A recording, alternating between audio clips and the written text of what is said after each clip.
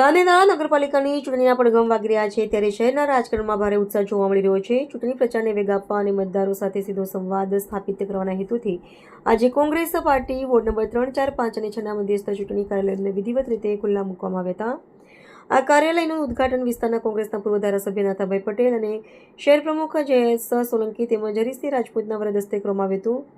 આ પ્રસંગે મોટી સંખ્યામાં પક્ષના કાર્યકરો, સ્થાનિક આગેવાનો અને વોર્ડના ઉમેદવારો ઉપસ્થિત રહ્યા હતા। કાર્યક્રમની શરૂઆત દીપ પ્રગટી દ્વારા કરવામાં આવી હતી। ચૂંટણી જીતવા માટે કાર્યકરોને આહવાન। ઉદ્ઘાટન બાદ યોજાયેલી સભામાં પૂર્વ ધારાસભ્યએ જણાવ્યું હતું કે આ કાર્યાલય દ્વારા વોર્ડના મતદારોની રજૂઆતો સાંભળવામાં આવશે। ચૂંટણી પ્રચારના આયોજન માટે આ કેન્દ્રો મુખ્ય ભૂમિકા ભજવશે। ઉદ્ઘાટન સમયે કાર્યક્રમમાં ભારે જોશ અને જીતનો વિશ્વાસ જોવા મળ્યો હતો। નગરપાલિકાની આ ચૂંટણીમાં વોર્ડ નંબર 3, 4, 5 અને 6 ખૂબ જ મહત્વના માનવામાં આવે છે। ત્યારે આ મધ્યસ્થ કાર્યાલયો શરૂ થતા હવે ચૂંટણી પ્રચાર વધુ તેજ બનશે તે નક્કી છે।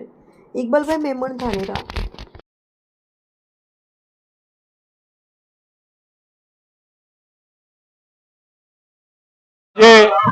ધાનેરા ખાતે નગરપાલિકાના ચૂંટણીના પ્રચાર અર્થે વોર્ડ નંબર 5ના ઉમેદવારના અને અમારા પ્રમુખ શહેરના ભાઈ શ્રી જયેશભાઈના અને એમની ટીમના ઉદ્ઘાટન પ્રસંગે કોંગ્રેસ મજબૂત રહી અને નગરપાલિકામાં વહીવટ કરતી થાય અને અમને વિશ્વાસ છે કે આ વખતે પણ બોડી અમારી કોંગ્રેસની બનશે।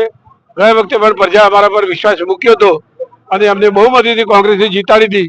એ નગરપાલિકા ચૂંટણીમાં વોર્ડ નંબર 5ની ઓફિસનું ઉદ્ઘાટન હતું, જેમાં ધાનેરાના પૂર્વ ધારાસભ્ય નાથાભાઈ પટેલ અને તેમજ અમારા દરેક કાર્યકર્તા હાજર હતા, અમારા ઉમેદવારો હાજર હતા અને અમે ધાનેરાને જે 21 વચનો આપ્યા છે એમાં અમે અડીખમ છીએ। ધાનેરાના હરેક કાર્યમાં અમે સાથે છીએ।